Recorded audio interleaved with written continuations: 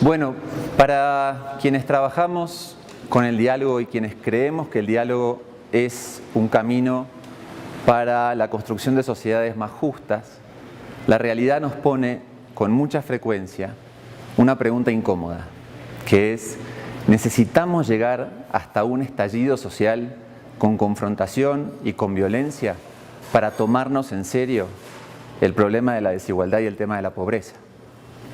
En otras palabras, la pregunta ¿es necesaria la violencia para lograr una sociedad más justa? Yo creo que no, ¿verdad? Pero vale la pena hacerse la pregunta.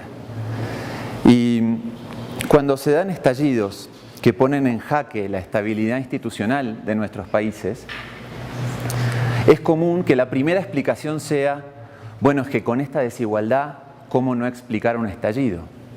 Y es verdad, en América Latina somos conocidos por ser la región más desigual del mundo. 20% de la población más rica se queda con el 55% de los ingresos. El 3% más rico tiene el 20% de los ingresos. Además, 1 de cada 4 personas vive en la pobreza. 1 de cada 3 personas vive en situación de vulnerabilidad, que es esa franja delgada e inestable entre la pobreza y la clase media. ¿Ya? Pero aún así es probable que la desigualdad y la pobreza no expliquen un estallido. Hay gente que dice que en realidad un estallido además necesita una frustración de expectativas. Es decir, si ustedes ven que entre el año 2003 y el 2013, producto de precios muy altos de las materias primas que exportamos, nuestros países en la región vivieron un crecimiento sostenido. Y ese crecimiento sostenido produjo una reducción progresiva de la desigualdad y un aumento de la clase media. Y mucha gente empezó a sentir que tenía al alcance de la mano la posibilidad de una vida mejor. Y cuando las economías se desaceleran en el 2013, esa expectativa se frustra. Ahora, a mi modo de ver, ninguna de las dos cosas, por sí solas o en conjunto, explican un estallido. Para mí un estallido se da cuando la mayoría de la población no confía en que su clase dirigencial, económica y política, tiene a la población, y sobre todo a los más vulnerables, en el centro de sus prioridades. ¿Ya? Porque cuando existe esa confianza en los líderes económicos y políticos, la sociedad está dispuesta a hacer un sacrificio, está dispuesta a esperar, está dispuesta a entender que quizás el contexto internacional no ayude, o incluso a perdonar algún error de sus dirigentes. Pero yo creo que en América Latina la confianza en los líderes económicos y políticos está rota.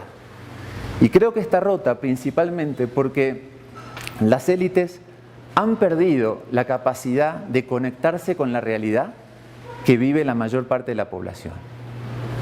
Las élites en general son endogámicas, viven en círculos muy cerrados. Las crisis económicas no afectan sus bolsillos. No es de extrañar que tengan anestesiada la capacidad de ponerse en el lugar del otro, la capacidad de sentir lo que el otro siente. Y eso a la mayor parte de la población la exaspera. Por eso, y yo creo que eso explica un estallido social. Y por eso, cuando se toma una medida para alentar la inversión, como por ejemplo reducir algún impuesto al sector privado, con la expectativa de que el sector privado pueda generar riqueza y el Estado la pueda redistribuir, esa medida es vista como una medida que beneficia a los ricos, pero no se ve como una medida que beneficie al resto de la población. Y muchas veces tenemos manifestaciones y resistencia. Frente a eso, se postula entonces que en realidad no, es el Estado el que tiene que tener un rol mucho más protagónico en decidir cómo se genera riqueza y cómo se reparte la riqueza. Entonces, ¿cómo arreglamos esto? Mucha gente, y creo que todos estamos de acuerdo en que la riqueza está mal distribuida, pero todos repiten o repetimos que el camino es la redistribución. Ahora, la redistribución de la riqueza es un proceso costoso, es un proceso complejo y muy conflictivo. Implica sacarle a unos para darles a otros. Y si uno piensa, por ejemplo, en cualquier sector de la economía que aprovecha los recursos naturales y generan riqueza en un determinado territorio, parte de esa riqueza va a parar al gobierno central. El gobernante de turno decide que esa riqueza va a ir a ciertas personas, decide cómo va a suceder eso, cuánto de esa riqueza se va a repartir y cuándo. Y quizás con suerte algo de esa riqueza regrese al mismo territorio de donde salió. Y yo me pregunto, ¿no será mejor compartir la riqueza allí donde se genera, en lugar de apostar tanto por la redistribución? ¿Y no será que podemos reconectar a las élites con la población más vulnerable si se pueden asociar las élites económicas y las comunidades más vulnerables en la generación de riqueza? Compartir la riqueza allí donde se genera, en el lugar que se genera y en el mismo momento en que se genera. Entonces hay comunidades que ante la falta de alternativas deciden aceptar un proyecto en su territorio y entran en una negociación del precio de la paz. Es decir, ¿cuánto te puedo sacar para que vos hagas tu proyecto y yo te dejo tranquilo? Y hay otras comunidades que abiertamente van por el lado de la confrontación. Ahora, cuando uno le pregunta a los dirigentes de las comunidades, y no me refiero a los activistas políticos, me refiero a los líderes de las comunidades, ¿cómo debería ser un proyecto para que ustedes lo consideren justo y respetuoso? La respuesta también es fácil de entender. Dicen, a mí me gustaría que nos consideren desde el principio y que nos inviten a participar como socios. Es decir, queremos ser parte del negocio. Y cuando uno transmite esto al sector privado, uno escucha, bueno, pero son comunidades que tienen economía de subsistencia. ¿Qué pueden invertir para ser socios en un proyecto que requiere millones de dólares? ¿O cómo vamos a hacer para entendernos si nos peleamos entre socios que fuimos a los mismos colegios o universidades? Y las preguntas son válidas, pero una cosa que he aprendido es que el sector privado tiene una enorme habilidad para resolver problemas y desafíos, pero resuelve los desafíos que quiere resolver.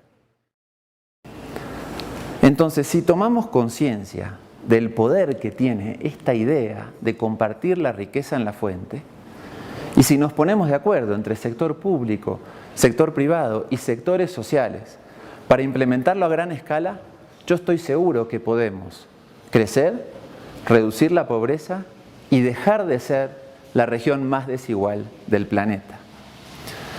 Si lo hacemos, vamos a haber enderezado el rumbo de nuestra camioneta, no vamos a necesitar ningún tractor que nos venga a sacar de ninguna zanja, y la respuesta a la pregunta inicial es no.